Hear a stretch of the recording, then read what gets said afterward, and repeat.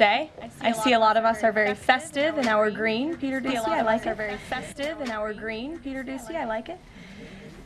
First today, I want to address the devastating tornadoes and storms that have impacted many states throughout the South and the Midwest. As of this morning, more than 40 innocent lives have been lost, and many communities have been totally destroyed. The president has been actively monitoring the situation, and the Trump administration is engaged with governors and local officials to restore affected communities and livelihoods. Everyone impacted is in our prayers, and President Trump is fully prepared to assist state and local officials as they recover from the horrific damage. The president has had a very busy weekend, making our country and the world a much safer place. President Trump ordered decisive military action against the Houthi terrorists in Yemen. These Houthi terrorists have engaged in piracy, violence, and terrorism against American ships for years under the Biden administration, costing billions of dollars and putting innocent lives at risk. Joe Biden's pathetic weakness invited these unacceptable attacks. But there's a new sheriff in town, and his name is Donald Trump, and the world is officially on notice. America has a commander-in-chief whose peace-through-strength approach is unwavering and should not be tested. As the president said, no terrorist force will stop American commercial and naval vessels from freely sailing throughout the world. Houthi terrorists and their Iranian backers should not cross President Trump again, and the president has made that clear today. On another important matter, President Trump signed a proclamation invoking the Alien Enemies Act regarding the invasion of the United States by the foreign terrorist organization Tren de Aragua. At the president's direction, the Department of Homeland Security carried out a counter-terrorism operation deporting nearly 200 violent Tren de Aragua terrorists, which will save countless American lives. Thanks to the great work of the Department of State, these heinous monsters were extracted and removed to El Salvador, where they will no longer be able to pose any threats to the American public. Tren de Aragua is one of the most ruthless terrorist gangs in the world, and they are responsible for some of the most heinous crimes that have occurred in our nation's history in recent years, including the savage murders of beautiful Laken Riley and Jocelyn Nungray. President Trump promised Laken and Jocelyn's families during his campaign that he would demand justice for their beautiful girls, and that's exactly what he did. As the president acknowledged during his inaugural address on January 20th, he pledged to invoke this act, and he has no higher responsibility than to defend our country from threats and invasions.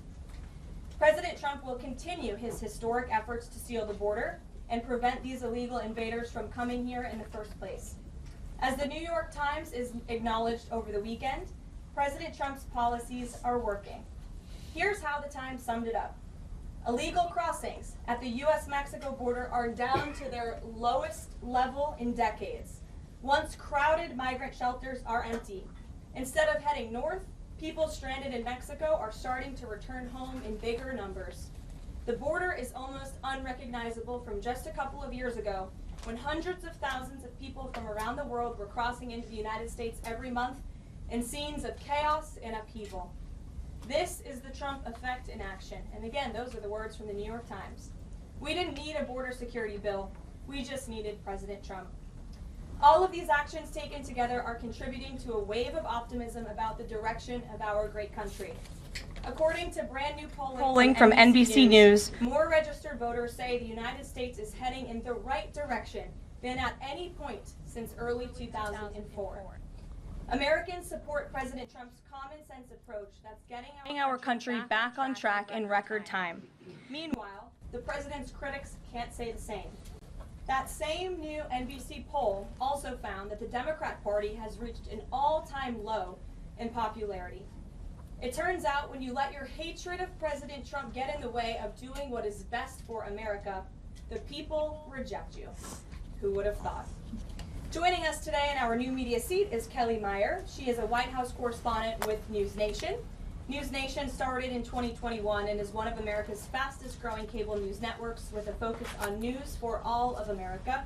It's part of a larger ecosystem Nexstar, which is home to News Nation, the political website The Hill, the broadcast network The CW, and local Nexstar stations. With that, kick us off, please, Kelly. Great, thank you, Karoline. What do you say to Americans who want safe streets but are concerned due process is being violated? The president is using every lever of his executive authority and his constitutional authority within the bounds of the immigration laws of our country to ensure that our streets are safer for law-abiding American citizens. And this administration is focused on detaining, arresting, and deporting illegal criminal aliens. And as you saw this past weekend, the president used his authority under the Alien Enemies Act to deport foreign terrorists. Tren de Aragua is now a designated foreign terrorist organization. And as I said, there were nearly 200 Tren de Aragua members who were sent to El Salvador this weekend. Countless lives will be saved because of this action. And if you talk to the families, the Angel families, as I mentioned, Blake and Riley and Jocelyn Nungray, they understand the grave cost of life at the hands of these illegal terrorists. And the president is proud to deliver on that promise for them. And just to follow up on that, this will be challenged later today in the courts. Does the president, does this allow him to defy the court order without having this the checks and balances and the separation of power? No. In fact, this administration acted within the confines of the law, again, within the president's constitutional authority and under the authority granted to him under the Alien Enemies Act. We are quite confident in that, and we are wholly confident that we are going to win this case in court. Peter. Thank you, Karoline. If you guys can't send 200 Tren de Aragua terrorists at a time to El Salvador, where are you going to send them instead? It's a very good question. You'd have to ask the courts and the people on the left who are trying to fight this administration for doing the business that this president sought out to do, which is to deport these foreign terrorists. And we're very grateful to President Bukele and to El Salvador for accepting these heinous monsters where they will face justice. And if these guys are terrorists at war with the United States, is President Trump considering anything more lethal to address them than just sticking them on a plane somewhere else? Well, it sounded like you had a little bit of curiosity in the premise of your question, so I want to address it. These are designated foreign terrorists. The president signed a proclamation on February 20th, 2025, designating TDA as a foreign terrorist organization that was in consultation with the Attorney General and the Secretary of Treasury. That was pursuant to 8 U.S. Code 1189. The president has the right to do that. And I think nobody would argue that Tren de Aragua should be designated a foreign terrorist organization. If you want to have that argument, I'm happy to do it. These are heinous monsters, rapists, murderers, kidnappers, sexual assaulters, predators who have no right to be in this country, and they must be held accountable. And something different. There is now a member of the European Parliament from France who does not think the U.S. represents the values of the Statue of Liberty anymore. They want the Statue of Liberty back. So is President Trump going to send the Statue of Liberty back to France? Absolutely not. And my advice to that unnamed low-level French politician would be to remind them that it's only because of the United States of America that the French are not speaking German right now. So they should be very grateful to our great country. Kelly.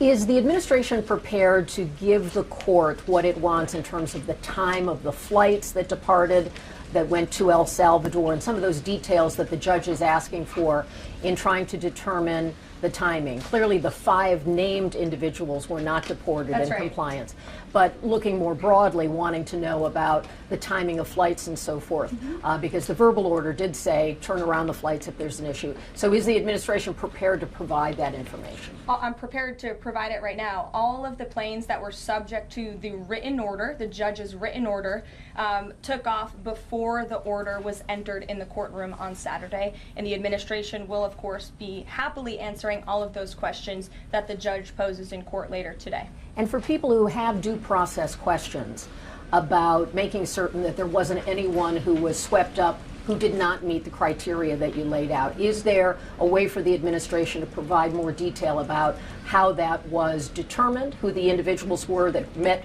this deportation order? Yes, I can assure the American people that Customs and Border Patrol and ICE and the Department of Homeland Security are sure about the identities of the individuals who were on these planes and the threat that they pose to our homeland. They take this incredibly seriously. They are putting their lives on the line to deport these designated terrorists from our country, and they should be trusted to do that. And that's exactly what the American people elected this president to do.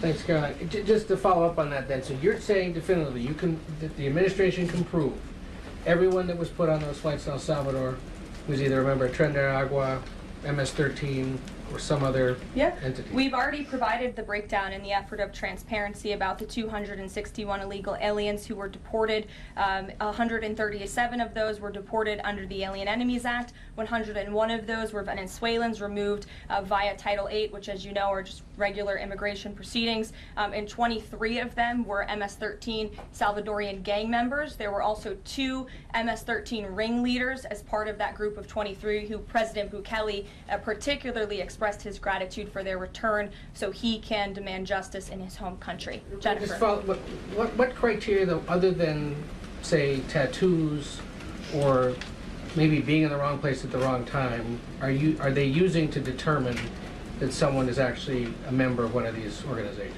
Intelligence and the men and women on the ground in the interior of our country who are finally being allowed to do their jobs. Their hands were tied under the previous administration, and as I said, they take their jobs very seriously. They should be trusted and respected by the American public with this operation. And of course, as I said to Kelly, the administration will provide all details to the questions that the court poses. Jennifer. One more follow-up on that. Can you say how much the U.S. is paying El Salvador to imprison these Venezuelans? And then a different question on Russia. I was wondering if you could give us an update on the ceasefire negotiations, and is there anything you can share on the list that Putin passed along to President Trump for the things he's requesting? Sure. To your first question, it was approximately $6 million to El Salvador for the detention of these foreign terrorists. And I would point out that is pennies on the dollar in comparison to the cost of life and the cost it would impose on the American taxpayer to house these terrorists in maximum security prisons here in the United States of America. And I would echo the message of our Secretary of State, Marco Rubio, who expressed his gratitude to President Bukele and El Salvador's government for their cooperation in this deal. As for Russia, as you know, the president announced last night on Air Force One on his return from his very busy weekend in Florida that he will be speaking to President Putin tomorrow. I won't get ahead of those negotiations, but I can say we are on the 10th yard line of peace,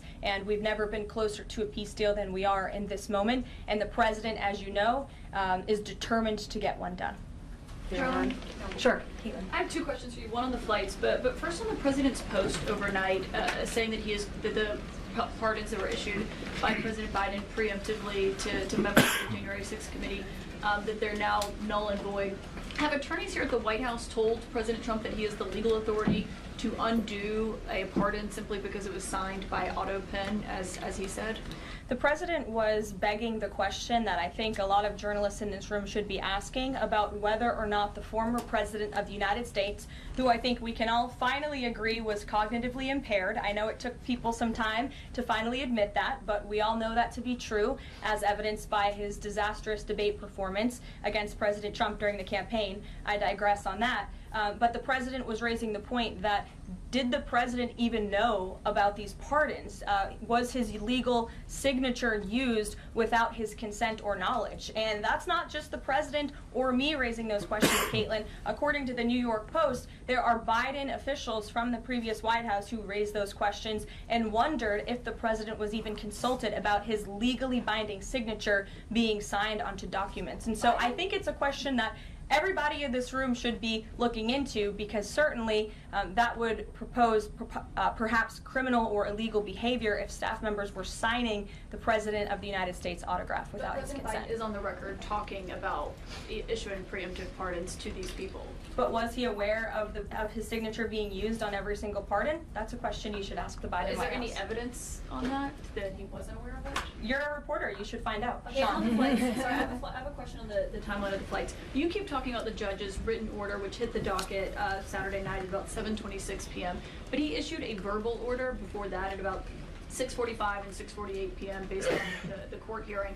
A verbal order from the bench. Does the White House feel the need to comply with a verbal order from this judge? Again, as I said, all of the planes subject to the written order of this judge departed U.S. soil, U.S. territory before the judge's written order. But what about the verbal order, which of course carries the same legal weight as a written order, and said for the planes to turn around if they were Well, in the air? there's actually questions about whether a verbal order carries the same weight as a legal order, as a written order, and our lawyers are determined to ask and answer those questions in court. Sean. Hey, so on Friday, the president suggested at length that it should be illegal to criticize judges, but he has repeatedly criticized judges who rule against him, and Elon Musk is calling for impeachment of judges who have opposed the administration. So how are those two things not in conflict? I have not heard the president talk about impeaching judges. I know you mentioned Mr. Musk's tweet, but I have not heard the president of the United States ask that. Mary.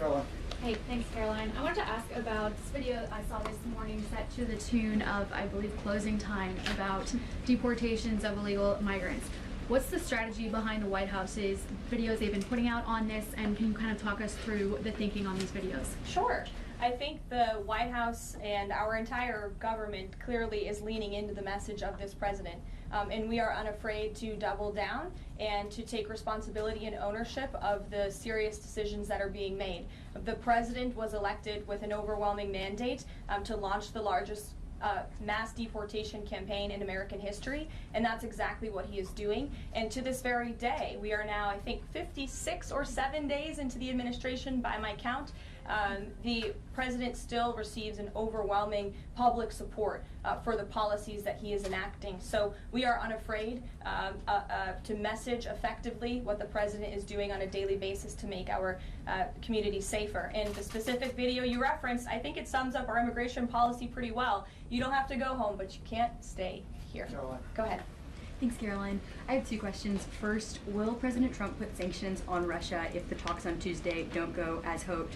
And secondly, have any illegal immigrants self-deported through CBP home yet? To your first question, it's something the president has floated, and certainly he's willing to do if necessary. I don't have anything to read out, and I would never get ahead of the president on such a serious decision. To your second question about the CBP Home app, I would have to check in with the Department of Homeland Security, but it's a great question, and we're very proud to repurpose this app, which the Biden administration abused to facilitate the mass illegal entry of illegal immigrants into our country. It was like a fast pass at Disneyland. That's not happening under this administration. We are encouraging illegal immigrants to actively self-deport to maybe save themselves from being in one of these fun videos. Caroline. Sure. John, good to see you. Thank you. After President Trump strafe-bombed the Houthis yesterday, he said that if they retaliate, he was going to personally hold Iran accountable for that. Holding them accountable, what would that look like? Well, I would defer you to what the president put out this morning, John, where he said very clearly, I will read it, "Let nobody be fooled. The hundreds of attacks being made by Houthi, the sinister mobsters and thugs based in Yemen, who are hated by the Yemeni people, are all created by Iran. Any further attack or retaliation by the Houthis will be met with great force, and there is no guarantee that the force will stop there. Iran has played the innocent victim of rogue terrorists from which they've lost control, but they haven't lost control. They are dictating every move, giving them the weapons, supplying them with money, and highly sophisticated military equipment, and even so-called intelligence. Every shot fired by the Houthis will be looked upon from this point forward as being a shot fired from the weapons and leadership of Iran.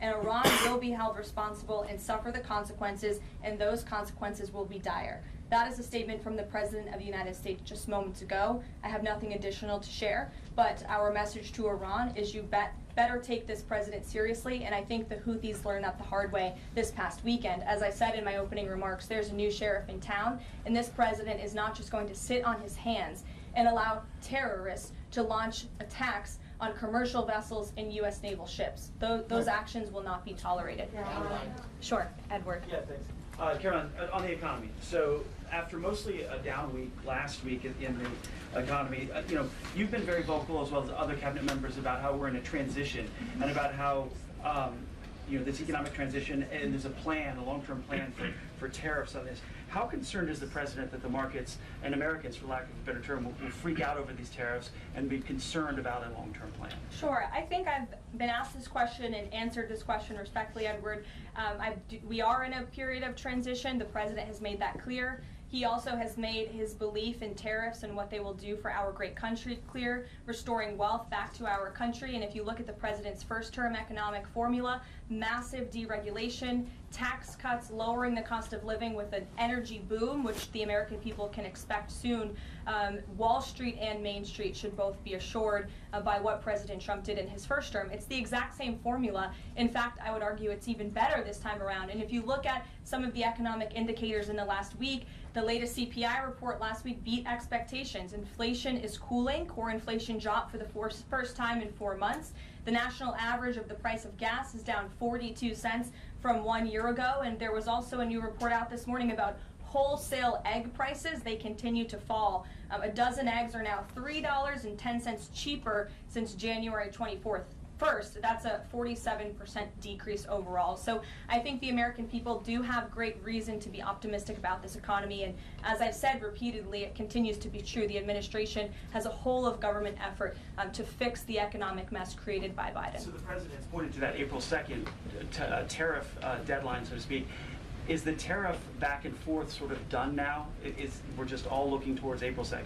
Well, I think the president would tell you that all options are always on the table, and he's always ready to respond if he feels the United States is being unfairly treated by our allies and also our competitors around the world. But yes, the April 2nd day is a big day for the country, as the president has said. Reciprocal tariffs will go into effect. We'll have more details on that as the date nears, but our entire trade team, Secretary Lutnick, Secretary Bessent, the vice president has been quite involved in these talks and discussions as well about what that will look like. And the president, as you always do, you will hear from him directly on it. Deborah Saunders, how are you? Fine. How are you doing, Caroline? Good, thanks. Former pardon attorney Elizabeth Boyer believes she was fired for refusing to sign off on a move to restore gun rights to actor Mel Gibson. DOJ's Todd Blanche says no. But I want to know, is the administration dedicated to restoring gun rights to felons who served their times? I ask this because I've talked to people who are pardoned. They felt that was important. Of course, this isn't necessarily for a pardon. What is the president's thinking on this issue? Sure. After you've served your sentence, should you have gun rights? It's an important question. It is one I have not spoken to the president about on his views, but I will take it to him this afternoon. I will tell him you asked, and we will get you an answer. You're welcome. Jonathan. Thanks a lot, Caroline. A question for you regarding the administration complying with judges' orders. I want to ask about an administration spokesperson who's the border czar, Tom Homan. He was on Fox News. We love Tom Homan. And he was talking about the deportations, and he said the following. He said, "We're not stopping. I don't care what the judges think," which seems to me, just reading that, that you don't care what orders come from the federal bench. Is that the case? Can you clarify that, please? Well, I think since you just quoted Tom, I'll quote Tom. He said, "I don't care what the judges think, but I can assure you that the administration is complying with the court order." And as I've said repeatedly from this podium, all of the flights that were subject to the judge's written order departed before the written order, and we are prepared to make that case in court later this afternoon. Reagan. And then if I could, on Russia, the president, as you pointed out, Caroline, made some remarks on Air Force One coming back from Florida, and he seemed to indicate that the conversation tomorrow concerns essentially dividing up assets, dividing up territory associated with the war in Ukraine. Has President Zelensky given President Trump that authority? Is that what is going to take place tomorrow? Well, as you know, the president and his entire national security team have been engaged directly with President Zelensky and the Ukrainian team And that has been part of the discussion between the president's team and the Ukrainians. As for where those lines will be drawn or any specifics, I am not going to get into that from this podium. It would be unwise for me to get ahead of the president's call with President Putin tomorrow. But again, I can assure you, in the effort of transparency, as this president always does, you will hear from him or one of us directly after that phone call tomorrow. Reagan. Thank you, Karoline. There's a lot of focus on the judicial branch right now. The president has about 40 judicial appointments that he could make at this moment. Do you have an update on what the timeline would look like for those judicial appointments? And does the president have a list of potential nominees that he's vetting? I do not have an update on a timeline, nor do I have a list, but I can certainly have our team gather that for you and provide it. You're welcome. Sure. Go ahead. Thank you, Caroline. Sure. Thank you, Caroline. So the president is visiting the Kennedy Center this afternoon to attend a board meeting. A question about what happened a few weeks ago. The Kennedy Center got bomb threats targeting a performance by Shingyun Performing Arts, which is an American company showcasing China before communism. This company has been targeted, unfortunately, by the CCP for years. I'm wondering if this administration has a response to this, and also as the president is putting an emphasis on arts and culture, what's the administration's message to potentially foreign state actors who are trying to disrupt that in the U.S.? Don't disrupt it. This administration will take that very seriously and hold you accountable. We obviously condemn any violence or threats of violence against American institutions. And the president will be traveling to the Kennedy Center later this afternoon. I look forward to going with him. As you know, he is now the chairman of the board of the Kennedy Center, where he hopes to restore arts and culture that embrace American tradition, don't disparage it, as we have unfortunately seen over the past several years. The president will be doing a tour of the center. In his business developer mind, I'm sure he will make some recommendations on how the center itself can be improved, but also will be discussing perhaps some future plays and musicals and theatrical programs that the center will be hosting under his new leadership and the board's new leadership. Daniel. Will the president be discussing with Putin tomorrow the future of Volodymyr Zelensky? Sort of a follow-up to John's question. Again, I've been asked and answered this question now. I'm not going to get ahead of the president's discussion tomorrow, but after the phone call takes place, I can certainly provide a readout. Daniel. Caroline, thank you so much. You mentioned earlier in the briefing that you guys are at the 10-yard line of peace. Given the amount of progress that you've made in such a short amount of time, is that an indictment of the previous administration's foreign policy stance, and is it just more proof that you need to talk to people to sort of get things done? I think so. I think the previous administration is the reason this war began. As President Trump often says, this war would have never started if he were still in office. It only started because of the incompetence and the weakness of the previous administration, and President Trump is very proud of the progress that he and his team have made in such a short amount of time, and hopefully tomorrow that progress will move forward. Sure. Thanks. There have been some media reports just in the last few hours that the administration has decided to withdraw from the International Center for the Prosecution of the Crime of Aggression against Ukraine, which is designed to hold Putin accountable for war crimes. Are you able to confirm that? And if that has occurred, why has that occurred? I'm not able to confirm it because I have not heard that. I will caution, I know there have been many inaccurate and misleading reports from Reuters lately, so I would caution anybody taking that seriously, but I can check in and get back to you.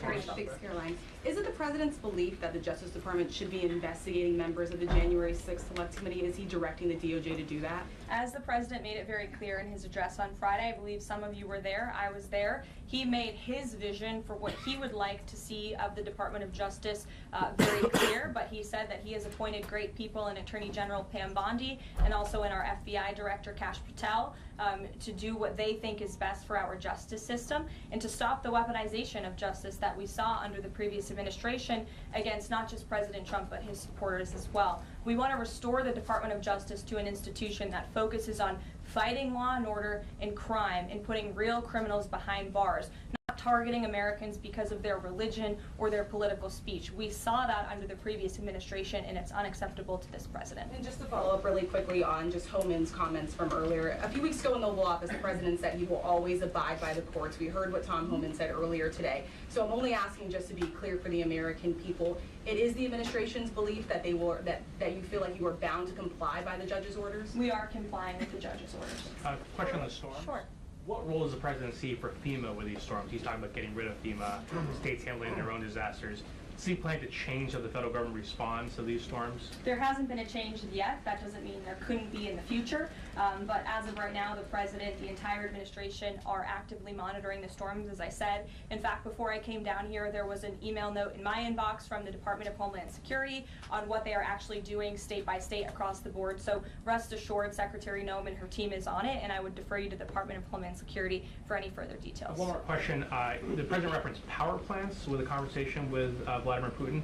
What is he referring to with power plants? What is that? There's a power plant that is on the border of Russia and Ukraine that was up for discussion with the Ukrainians, and he will address it in his call with Putin tomorrow. The nuclear plant. Correct. Okay. Yes. Caroline? Do you have a question? Yes. Okay. I wanted to ask you if you would be releasing more granular data about the people who were sent to El Salvador this week. Particularly, will you be releasing their names? I don't believe so because of the privacy concerns at this point in time. That doesn't mean we won't eventually. I would defer you to the Department of Homeland Security for more details on the individuals on the flights. But we have been incredibly transparent in giving you the breakdown of the numbers and also some of the crimes committed by these heinous criminals and individuals. Kidnapping, sexual abuse of a child, robbery, aggravated assault on a police officer. I would remind everybody in this room that Tren de Aragua is a foreign terrorist organization operating within the United States of America because the previous administration allowed them to invade our country. These are monsters who tortured, raped, and murdered a 12-year-old Jocelyn Nungre. They murdered 22-year-old nursing student Laken Riley. They led a multi-state sex trafficking operation involving smuggling women into the United States, holding them in stash houses in Louisiana, Florida, New Jersey, Texas, and Virginia, and forcing them into prostitution.